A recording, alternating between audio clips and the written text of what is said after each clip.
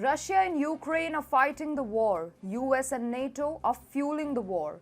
But guess what? Who is winning the war? Well, it's China. Biden is giving China everything it aspires for to ostracize Russia. But Ukraine is certainly not happy with that. Hi and welcome to TFI Global, the foreign affairs and geopolitical analysis arm of the TFI Media Group. I'm your host Vedika. Let's begin. Who's the biggest beneficiary of the Russia-Ukraine war? Well, it's not Russia, since the nation is now reeling under massive economic sanctions from the West. It's not the US either, where the unprecedented inflation is wreaking havoc on American consumers. It's definitely not Ukraine, which is about to lose its sovereignty to Russia altogether. The real winner of the Russia-Ukraine war is none other than China. This observation, made by a top advisor to Ukrainian President Volodymyr Zelensky, is hitting straight on to the point.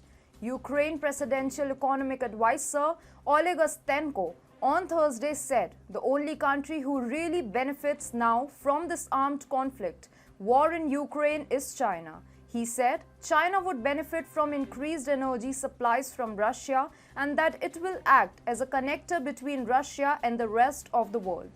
The top Ukrainian official also raised doubts about whether China can play any key role in the peace process. Oleg Ostenko seemed to be suggesting that the Russian war against Ukraine may hardly fulfill any Russian interest. He said Moscow would surely have difficulty advancing any international agenda in the next few years, so the only communicator for them will be China. Ukraine's stance on China's role starkly contradicts USA's position. The US has viewed China as a reliable partner in the peace process ever since the war broke out in Ukraine. US Secretary of State Antony Blinken has so far held several discussions with his Chinese counterpart Wang Yi, in which the US has pressing China to broker a peace deal between two warring nations. But Ukraine's question is, why would China get interested in resolving this conflict since the communist nation itself, its biggest beneficiary?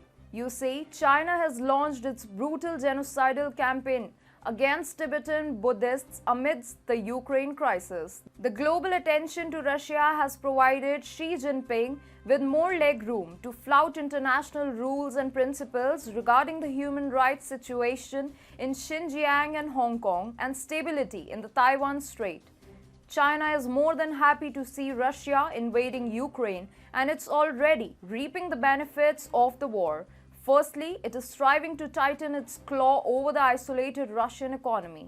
Bloomberg reported this week that China was considering buying stakes in faltering Russian companies. On the other hand, China is also extending an olive branch to the US in view of the widening sanctions on Moscow.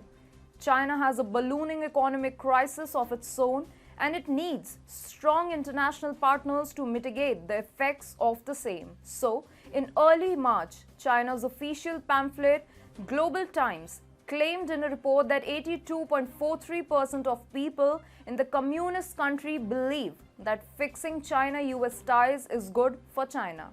Beijing is basically laying the ground for the resumption of full-blown trade ties with America, only in return if the US helps stonewall Russia's invasion of Ukraine. A bait that the US should not have fallen for, but sadly, the 79-year-old president is more of a simpleton to see through this Chinese agenda.